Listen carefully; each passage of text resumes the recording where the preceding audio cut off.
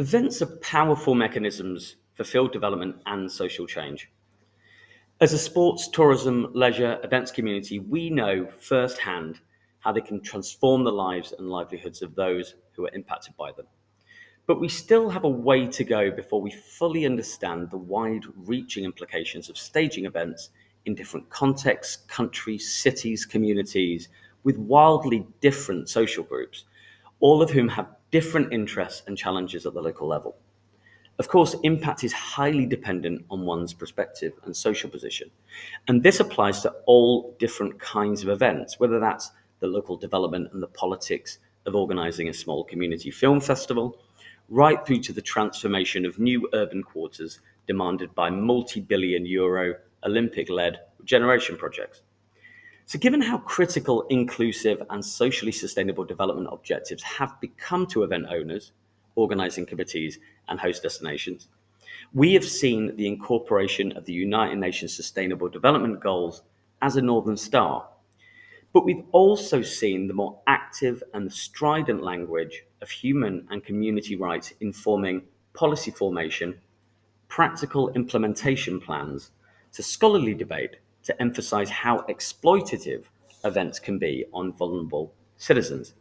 And I'll attend to this shift and will be calling out human and community rights abuses associated, particularly with large scale events and the planning and the execution, but also beyond the event and the destination level to the supply chains that prop up our industry and those related. And this is probably an appropriate time to plug our EU project led by Jörg Königsdorfer called Event Rights. And I can give some information about that during the talk. But our understanding of what impacts events have and how these come about has been well documented by those across our community. Therefore, events have been recognised as catalysts for change, and our understanding of how, and particularly why, is strengthening day by day globally, both in and outside of the academy. Therefore, the integration between all of these fields and the role they collectively plays continue to be a really interesting space of analysis, one that's increasingly attracting the interest of mainstream management and organisational scholars, as well as economists, community developers to urban master planners. More specifically, and theoretically, the concept of field configuring events has emerged in top business journals, from a special issue in the Journal of Management Studies to the Academy of Management Review.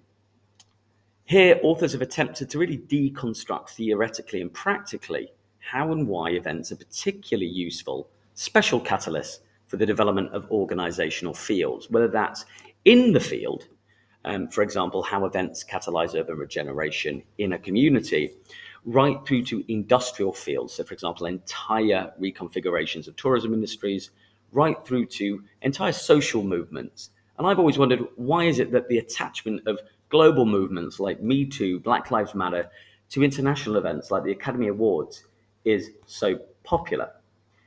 And there's conceptual and practical reasons for all that.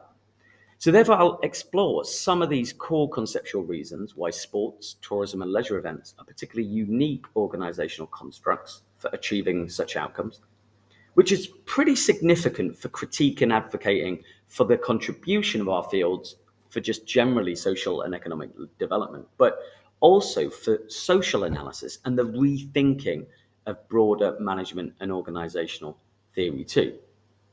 So what are you waiting for? Come along to EASM's 30th European Sport Management Conference in Innsbruck between the 5th and 8th of September 2022 and join the debate. Cheers.